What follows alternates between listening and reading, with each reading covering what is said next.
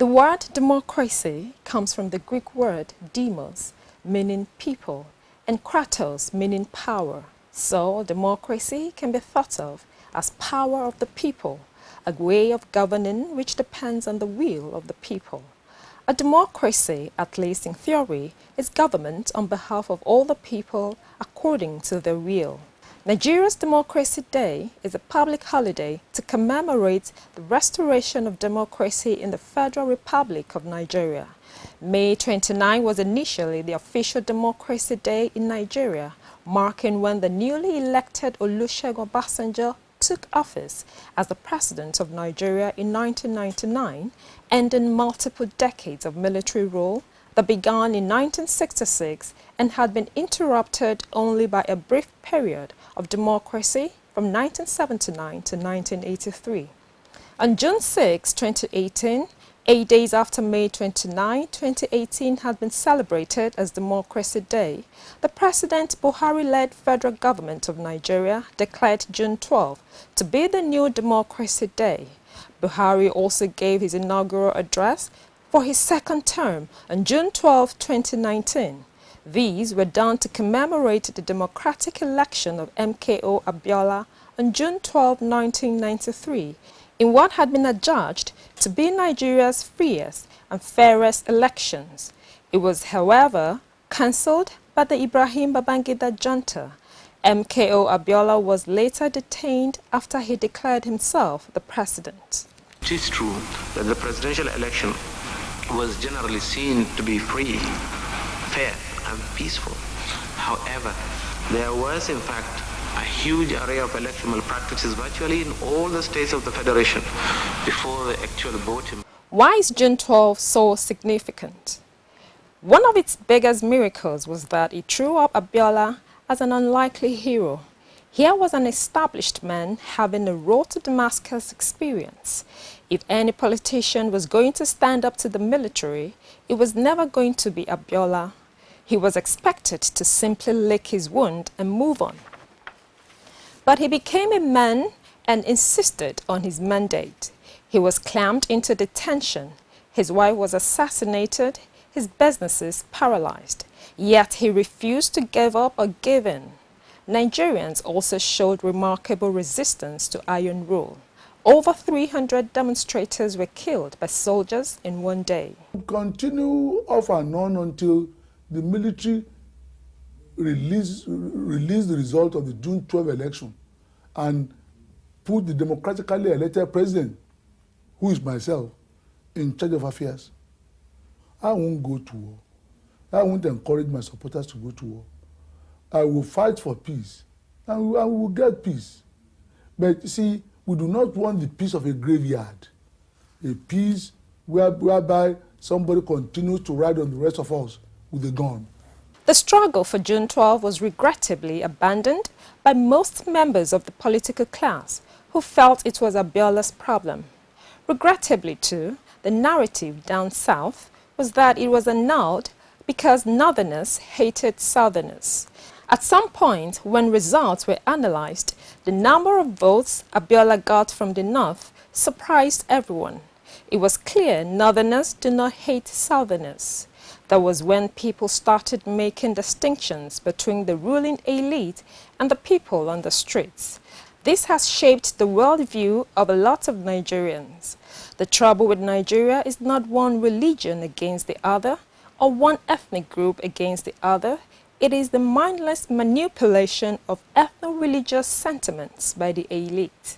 The people of this country went to polls on Saturday, June 12, 1993, and without let or hindrance chose me as their president. Didn't they? Yes. Chief Abiola was arrested. Why are they arresting you? They are arresting me on an allegation of felony, nameless treason or something like that. They're not doing anything, they're just taking me away. Please let me go. You know, I'm delaying them. And so where are you now? Are you in your car? I'm in my car now. Is it police who are with you in your car, or are they escorted? Are they Yes, the commissioner of police is in the car with me, and my senior wife is in the car with me. Tragically, President Olusegun Obasanjo, the ultimate beneficiary of Abiola's struggle and sacrifice, blatantly refused to honor him or gave June 12 its place in history. He scoffed at the idea of June 12 becoming Democracy Day. Yet, if Abiola had not insisted on his mandate, if he had not been arrested and detained, if he had not died in the government custody, Obasanjo would not have been president. President Umaru Musa Yar'Adua did not honor Abiola or celebrate June 12 either. President Goodluck Jonathan, to his credit, finally recognized Abiola, but his choice of monument did not cut it. He also fell short of declaring June 12 as Democracy Day, but at least he made an effort. God bless President Muhammadu Buhari for finally according June 12 its rightful place in our democracy. The historic election needed official recognition. The winner of the mandate needed official acknowledgement. We needed closure. We needed to stop running from our shadow. Buhari has done what others before him failed to do. A lot of critics accuse Buhari of playing politics. If it's politics, it's beautiful politics to a lot of Nigerians. Indeed, a great deal of Nigerians would prefer that Buhari play more of these brand of unifying politics. It's a recognition of a very historical aspect of our life. I mean, when you talk of democracy in Nigeria, the struggle for the restoration of democracy, the June 12 presidential election in 1993 was a defining moment. That was when the Nigerian people decided that enough was enough in terms of military dictatorship. It was an election that defied geography and religion. It was an election that didn't consider religion or ethnicity, you know. Nigeria came together and spoke for democracy. In sum, June 12 means more than Abiola to Nigerians. Anyone who confuses June 12 with Abiola is missing the point. June 12 brought out the best in us. It showed what is possible in spite of our sharp differences and fragile fraternity. June 12 was not perfect, but it was peaceful, fair, and devoid of hijacking of ballot boxes. The figures were credible and realistic. We showed the world that Nigerians can do if given opportunity and encouragement. If I could do that in my own small business, I think Nigeria has every reason to expect from me a clear vision when it comes to the management of the affairs of the country as a whole. Quite obviously, we need to earn more foreign exchange. We shall therefore put in place policies that will broaden the foreign exchange earning capacity of the nation. We will pursue exports and local sourcing for industry. We shall aggressively pursue the implementation of the LNG project if the logjam on the gas project has not already been broken by this administration, by this current one. We shall maximize the nation's return from oil by turning over future investment to the private sector and by removing the complex structures which makes NNPC's accountability and assessment of efficiency almost impossible. Sadly, the annulment destroyed key gains and denied us a golden opportunity to recalibrate our nationhood.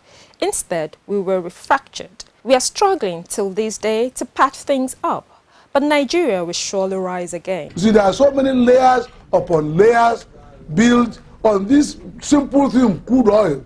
I don't even know whether it's oil or some mystery around it that is taking the money from the central bank. You see, I think we would demystify all these things. In my government, the daily export of crude will be published and the price at which it is sold. You see, the issue of planned implementation is simple. You see, public things are not private. We have National Assembly now. They will do their job. They review the expenditure of government and will hold public hearing. We will no longer be hearing of monetary circulars from central bank without the bankers being told The bankers will have to be involved. June 12 has become a colossus, a day that Nigerians remember again when we were decided to be Nigerians without any reservation. See, like I said, every effort has been made in the past to shave people's head in their absence. It must stop. I mean, it won't be allowed. I mean, the cumulative wisdom of all the bankers would have seen us out of the problem we have in this country today. But some people, they come from IMF or they come from World Bank. What do they know about Nigeria?